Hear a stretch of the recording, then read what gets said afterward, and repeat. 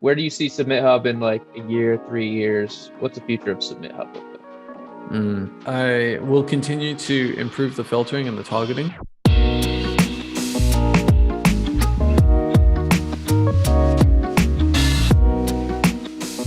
One of the features that I'll probably weigh on early next year is integrating artists into that. So let's say your song sounds like Bonobo, you could plug that in and then try to That's identify playlisters who.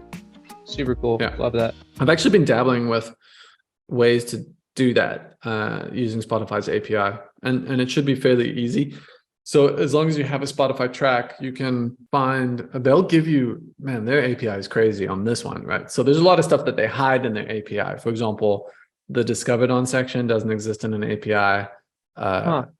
Is it a good playlist has built an entire website around the discovered on section. Coming back to the feature thing, the artist similarity is an interesting one, and Spotify actually gives a wealth of information there. You can plug in any track and then you can fetch from their API endpoint similar tracks, and you can actually tweak that based on, like, do you want similar chill tracks or similar upbeat tracks or similar BP? Like you can factor it. They let you, it's like a smart shuffle playlist on crack that they let you build. And you can use that to also just find like a baseline, show me similar artists. You can also look up any Spotify artist and get the similar artists. So what I could then do is say, you like Bonobo, I can look at all the playlists, take all of the songs in their playlists, try to find out what those artists are, and then line you up, not just based on the exact artists they've shared, but they've shared a lot of artists that are similar to Bonobo. Cool. So there's probably an alignment there. Even though they're not sharing Bonobo himself, they're sharing similar ones. So that's going to be a cool one to do. And that's getting into the whole idea of improving the targeting and better aligning artists with curators, which is a catch-22, right? If I did this perfectly, this is a bit of an internal struggle, but if like, in a perfect world, my systems would be so good that you send your song and it's the perfect match and it gets shared every single time.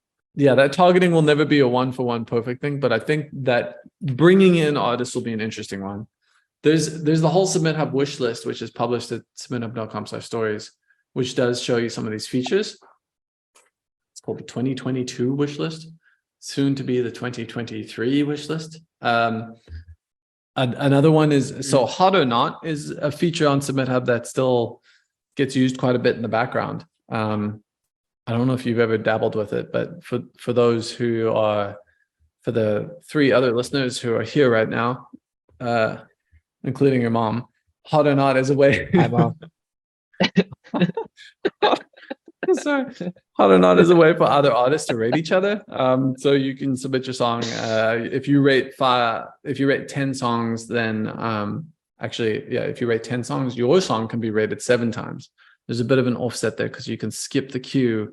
If you don't feel like rating anyone, you can just pay premium credits to just put your song on the system. So